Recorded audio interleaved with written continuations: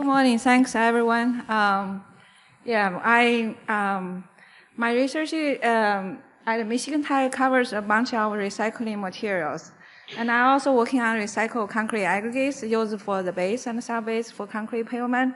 But today I'm talking about my graduate student work about using recycled glass particles or the powder in the alkali-activated slag cement. And also we also try to use recycled glass particles and recycled steel fibers from tires for this work.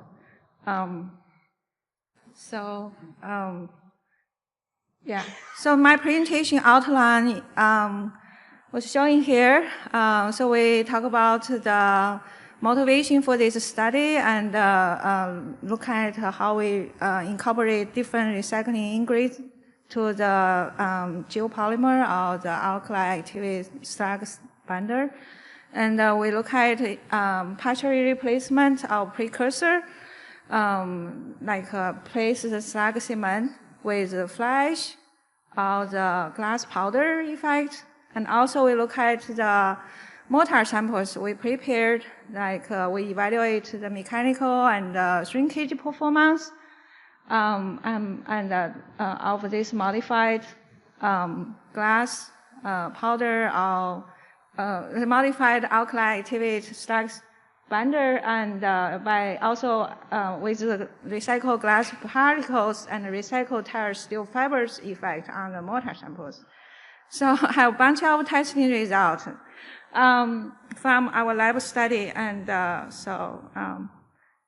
first, let's say we have a lot of landfill issues, and also we use a bunch of recycled materials. But our state, Michigan, like to push recycled glass particle or powders into construction materials. So that's the motivation for us to consider use them. So in the meanwhile, geopolymer or the alkali-activated materials can potentially use more glass particle or powders, and also as an alternative cement binder. And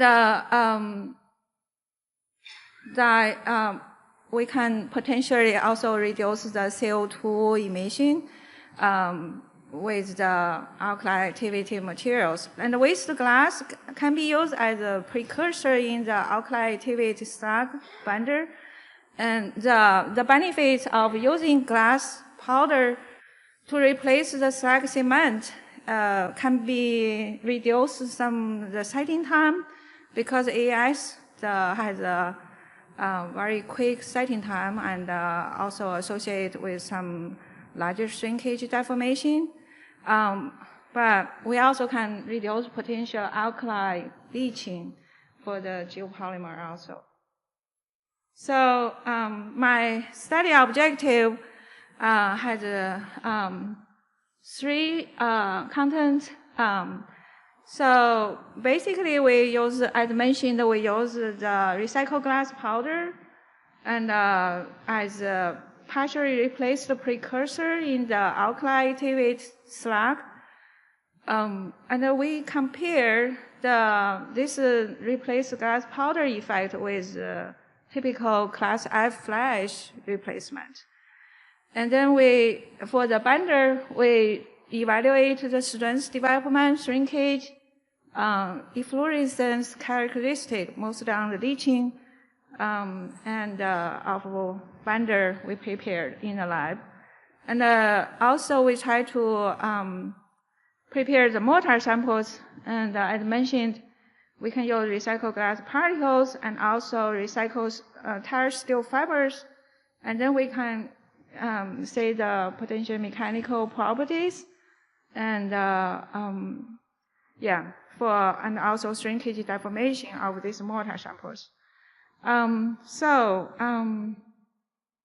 Followed by that, just want to show you the binder mixture design. We have five types of binders. The first type is control alkali-activated slag cement. You can see that precursor composition, and we have 3 types of precursors. So for the control samples, you have 100% of slag cement. And then we have 2 replacements. One is class F flash, and we have 15% replacement, 20% replacement. And then we also have glass powder and use as a partial precursor and as 15% and 20%. Then for the activator, we use sodium hydroxide, the mix of sodium hydroxide and sodium hydrosilicate. And then we have sodium content 4%, and the silica and sodium molar ratio is 1. And then we have water to all the activator to precursor ratios at 0.45. That is our binder mixture design. So this is the 5 types of the binder we are using in the test. And follow that, and we have this big table, sorry, to show you. We prepare a bunch of mortar samples. So the mortar sample is based on the binder we selected. We have 3 types of binders. We have control, AES, alkali-activated slag cement, and then we have the replaced flash 20%. This for the mortar preparation, we only use 1%, 20%. And also we have the glass powder replaced about 20% as a precursor. So our mortar sample was prepared based on these 3 types of binder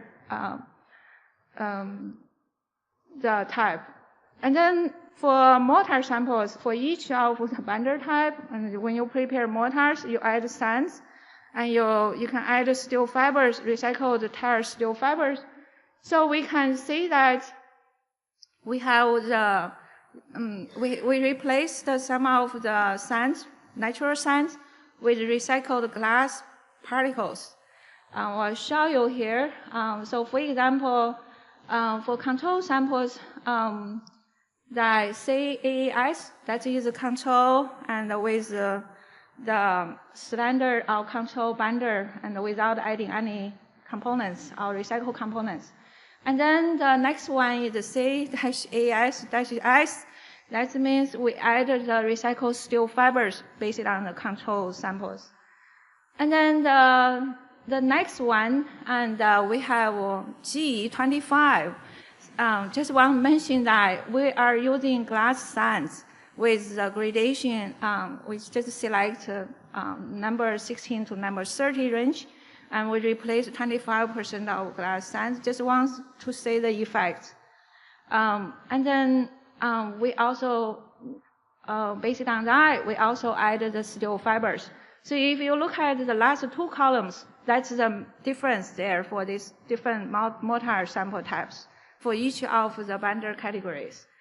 And then we have the flash 20% replacement binder type, and we did the same for different mortar sample groups. And the last part is the powder 20% replacement, and also we have these 4 types of the mortar sample groups. We just did one demonstration, like we use recycled glass particles there to increase the use of the recycled glass components there, and also show the effect of the recycled tire steel fiber. I want to find the market for use this recycled fibers, steel fibers in mortars or concrete. That's the mortar sample mixture design. Now we look at the issue. Now we go back to talk about the binder performance test result. With added the first one, we are showing that we replaced the precursors such as the flash, class F, or the glass powder, and how that affects a bunch of properties. So first things we look at the setting time. So we know the alkali-activated slag binder has quick setting time, and inertial and final setting time. And we have replacement glass powder, 15 or 20%. And you can see that it can increase little bit, increase some of the especially final setting time. And then if you have flash, class F with more aluminum content, right? And then you can extend more on the setting time. So the setting time is like working time. You can work with these geopolymers. So that's showing that class F flash can help extend the both inertial and final setting time. And if you have more precursor replacement, and your setting time can be extended a little bit more. This is showing the compressive strength development for the up to 28 days. So we measure the bonder property changes in the units of megapascal. You can see that with 15% glass powder replacement, we can have comparable compressive strength as control one. So this is like 100% of slag cement.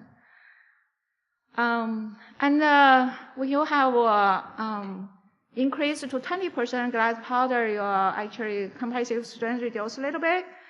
And for flash, and they have lower compressive strength compared to both AES, the 100% slag cement, and added the glass powder. Because glass powder and the slag cement, they actually both have a very high content on the silicate, right? So, but flash has some of the content of aluminum, so. So that's showing the compressive strength changes. And then this one, we just want to say here, to relate it to why we have that high compressive strength with 15% glass powder. This one, we did the nitrogen absorption test, and to look at the nanopore size distribution. Especially, we want to look at the gel, the polymer gel, how much gel was developed, and that corresponding to the small pore size up to 10 nanometer. So you have a high peak, and as shown as red color, that is glass powder replacement with 15%. So that's showing that why we have that compressive strength looks like a little bit higher. So because with this peak showing that you have more developed the geopolymer phase. So that means this precursor was react pretty well in that reaction there. So that's showing that, also showing that 15% actually have better geopolymer formed phase. I mean, just like a geopolymer, like a CISH or NISH, this phase you form. And then if you add 20%, they both showing even lower peak. And that means if you have like 20% actually is a little bit excessive amount than optimized amount. I feel 15% probably the best. And 20%, that won't help the strength development. And most of powders probably would not, has less reacted and used as fillers in the binder, as particle fillers to fill the pores. So that's showing a nanopore structure. And then here we're showing, we like to say that influences more like alkali leaching. We haven't tested for long term. This is only up to 28 days. So in my lab, so potential that to do this test, and we crush the binder and up to 28 days queuing, and then we are grinding that, and then we use the centrifugal, and we put it into the water solution, and then we are After some time, we use centrifugal and to get this leachate solution with dissolved alkali ions from these small binders samples. And then we did the ICP, ion concentration analysis. I just mentioned that this is only up to 28 days, so it's not very long term. So you can see that glass powder does show a little bit potential to reduce a little bit alkali leaching. And then the flash, class F actually increased this alkali leaching compared to the control samples. So that's related to the long-term, the geopolymer stability of that effect. Let's move to the next one. Sorry, what's going on? I apologize. I think I pressed the wrong button. Okay. Okay, the last one for binder one is the drying shrinkage. We measured up to 28 days, and you can see that the black color is control samples. We know AES normally has high shrinkage, and our lab testing result showing that either glass powder can reduce somehow little bit. I mean, I just say that slightly reduce the drying shrinkage by comparing control samples. For the flash class F modified the AES binder, in the early age, like before day 5 probably, and showing the decreasing the drying shrinkage, but after day 5 and slightly increased the drying shrinkage. So that is the drying shrinkage study there. So with that, I move to the mortar sample comparison result. So we just showing that how we prepare just mortar without the other components, just regular, and use this binder at the natural science. So compressive strength, we prepare the mortar, and we see that the flash and the glass powder, they have comparable with the 20% replacement, and they have comparable compressive strength at 28 days. And for this showing the compressive strength, this is comparable. But we did measure the split tensile and the flexural tensile test. So we have cylinder samples measure split tensile, and the beam samples measure flexural strength. But we're showing that the reduced both of the strengths with 20% replacement, the precursor replacement. As I mentioned that 20% is a little bit more than the optimized amount. So a lot of particles actually was not properly reacted, used as fillers. They cannot contribute too much on the tensile type of the fracture strength. So that's showing the reduction there. But compressive strength, the filled particles can still have that good compressive strength. Let's look at the, we didn't test 15%, yeah, so, okay, so now we look at the mortar samples, and first we focus on the glass powder modified AES mortar samples, and with added glass sands and recycled steel fibers. So we have totally 6 groups of mortar samples, and I know the font is quite small. So look at the compressive strength, and the first 2 columns is control, and the control is steel fibers, and followed by that is we have the glass powder 20% replacement, and the mortar samples, and glass powder glass particle, sorry. That is glass, that is, glass powder 20% replacement, and followed by that is steel fiber reinforced glass powder 20% replacement. The last 2 columns is we replaced some of the sands with the glass particles. So you can see that for column 2, 4, 6, and they all show the increased compressive strength with steel fiber reinforcement. And if you compare the column 5 with column 3, and the replaced the glass sands can help a little bit on the compressive strength. So we think the glass sands actually probably on the boundary also react a little bit with alkali, high alkali activators when for the mortar samples. So that's showing that probably the interface zone was improved a little bit. So that's showing a little bit increase in compressive strength. Well, we are also checking the speed tensile and the flexural strength.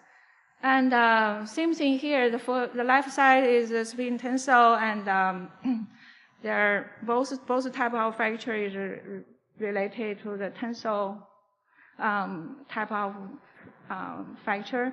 So you can see that with steel fibers and like a column 2, 4, 6 is better than column 1, 3, 5. So steel fiber does improve the tensile type of fracture strength. Here you add glass particles that didn't help much of this both of the strengths. You add a recycled glass sands there. So that's for the two fracture strengths. And the next one we want to show you the drying shrinkage. So for mortar samples, you can see the different the mortar sample, the shrinkage measurement.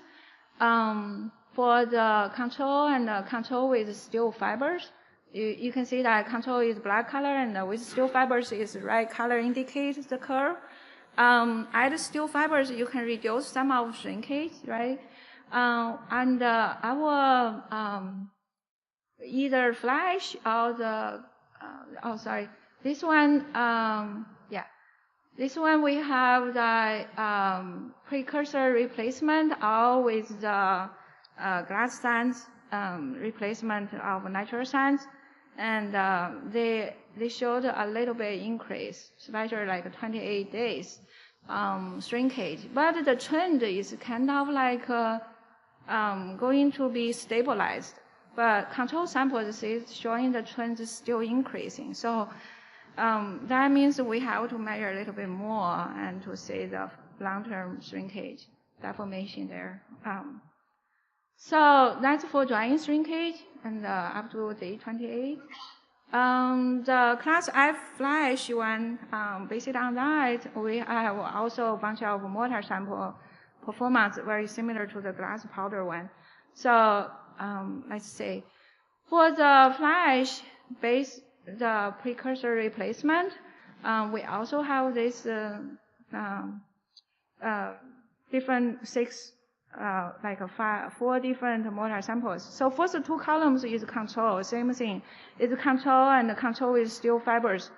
Then the column 4 and 5 is flash 20% and mortar samples and flash 20% with steel fibers. The last two is we replace the natural sands with glass sands at 25% replacement for the mesh size, number 16 to number 30. So with that, you can see that same thing, column 2, 4, 6, showing relative higher strength than the column 1, 3, 5, right? And then you compare the replacement of glass sands for flash-based mortar and showing slightly reduced the compressive strength here, okay? The